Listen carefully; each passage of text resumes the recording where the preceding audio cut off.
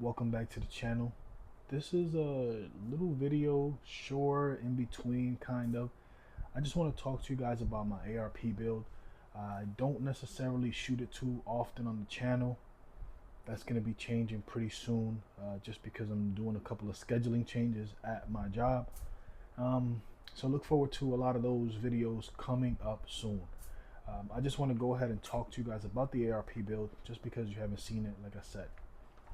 And here she is. I love her. It's my first ARP, my only one at the moment, and I'm pretty excited about how she's come along. Obviously, the magazine can tell you. Obviously, the information is right there, right? So she is a American Tactical Omni Hybrid, which means that the upper and lower are made from polymer. So this up here is not metal, and neither is this, which makes her really light. It was something that I was interested in. I didn't know how heavy ARPs were. I didn't know how heavy or light they were. I just didn't know, right? It was my first one, and I'm excited and I'm happy I got this one. Let's talk about a couple of things that I've done to it since. I used to have an R spec red dot on here, and I took this out to an outdoor range with my buddy Rich. You guys seen him on the channel a couple of times, and it wasn't up to par, right? We went over to the rifle range, and I tried to get out there, and I was shooting. I'll say that I shot at targets at however many yards. Whether I hit them or not remains to be known, right? Safe environment, nothing happened. I just don't know where I hit, right? If I hit it at all, to be honest. But here's what I've done to her. We have the SB. This is a 3, the SB3 brace. You can position her, right, a couple of different ways. I usually go all the way out. I have longer arms, and just keep it that way, right? This right here, I got this at the tactical store. Scrunchy. I like it, right? When you push out, it kind of gives you that pressure that you need to keep her steady. We have an XTS grip. I don't know, it's spongy. It's a little bit better for me, just as far as comfortability is concerned. Oh, let me continue with this. Let me do this because this is part of it. There is nothing in the chamber, and the magazine is empty. This magazine is a YouTube compliant magazine, and she is empty. It's just for the aesthetics, so bear with me, please. So going back, I changed the charging handle that was inside of it. Look at, she's all greased up. And I got it at the tactical store. It's not a big name brand one, but it was a lot better than the polymer one that came. This one's fully metal, if I'm not mistaken, and ambidextrous. The other one only had one side. This one I can charge it from both. It doesn't sound like anything because the bolt is locked back. Just for the purposes of this video, so SB3, we upgraded the charging handle. We upgraded from that polymer plastic to this XTS grip. Has some sort of a beaver tail here because before, this used to rub on the webbing of my hand, and now it doesn't do that anymore because of that beaver tail.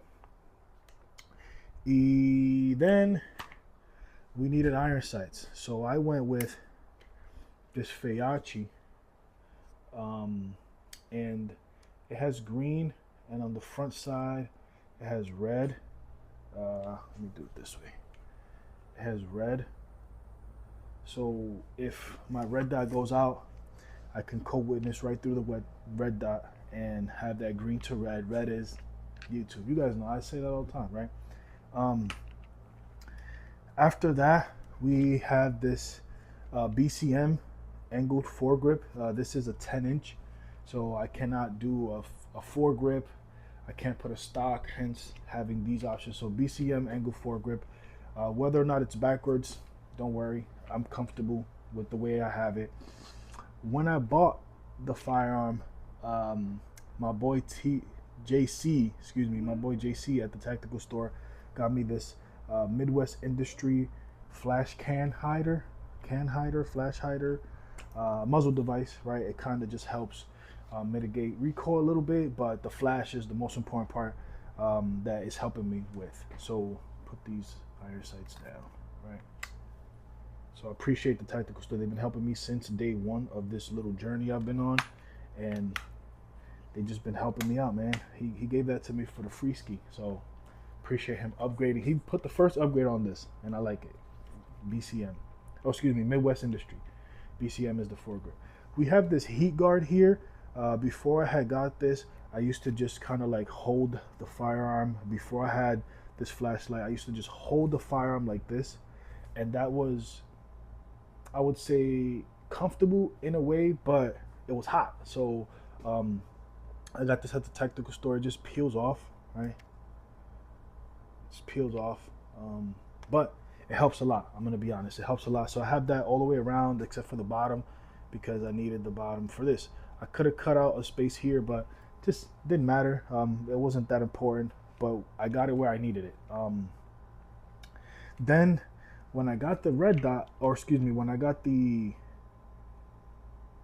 iron sights, Feiachi, I saw that they also had flashlights for ARs. And what I did was I got their flashlight. This is a Feiachi flashlight. It came with the mount for ARs. It has a pressure pad, right? I can click and just allow it to continuously flow. But the flashlight, it has, you know, it's doing its job, it's doing its purpose. And I used this. It didn't come with that. I just kind of put this there to hold it up there. So when I kind of C-clamp or kind of like half clamp, half do this, right? It kind of just helps me manipulate the firearm a little bit better. Past that, the R-Spec, the big box, you can go back in the other videos and see the big box that I had. It changed a bunch of different colors, or green and red, but it changed the different modes. It had the cross, it had the circle, it had the dot. It was good for a first red dot. Like I said, I got humbled at the long range, and I got myself a Holosun 403B. Got myself a Holosun 403B. Way better, you know. I'm just gonna keep it 1,000. Way better, and I still was humble, right? We went back. That was on a range trip that I didn't record. Sorry, apologies, but I didn't record that one.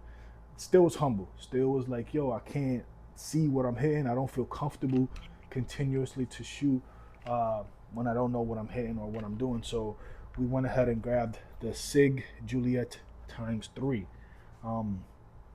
and now the next time I go, I feel like I'll be more than capable of hitting at a distance with this setup, right?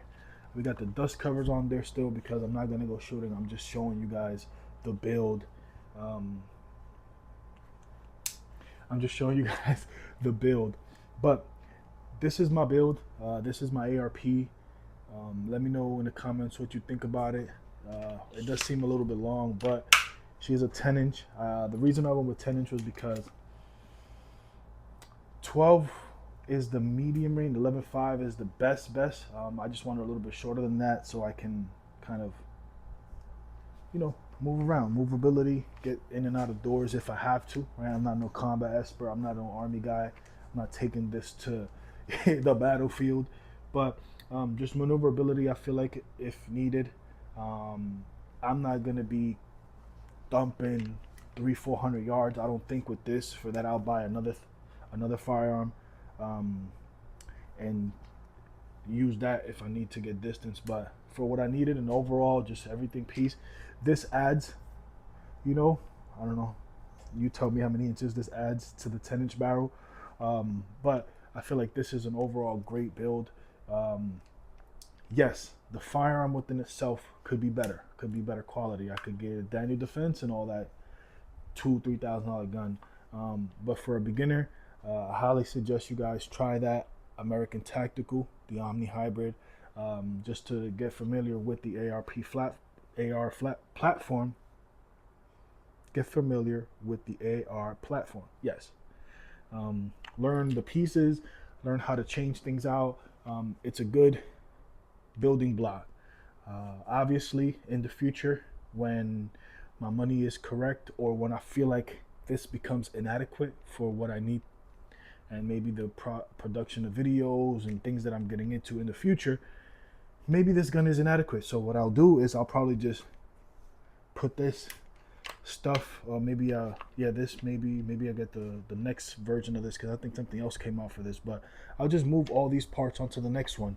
I'll probably upgrade, right? I'll probably leave the Faiachi sights, I'll probably leave the flash hand, I'll probably leave this, but take these things, right? These are very good quality pieces, right? These two things I'm for sure gonna put on the next build, but everything else can kind of stay on this. The R spec can go back on there, and now I'll have two different firearms. But as far as first ARs, ARPs, I like this 10-inch Omni Hybrid. It's very lightweight. I can get right with it, right? Like I said, when you punch out, depending on how I'm going to use it, right? See how, right? This, I'm just saying, guys, I like this. I like what I've done to it so far. I think this is its final form as far as modifications, until I get a new one that's a little bit better quality, or I'll just build one from scratch and kind of transfer some of the pieces that I enjoy from here onto the next one, and go from there. So thank you all for tuning in. This is my ARP build, and I'll see y'all on the next one.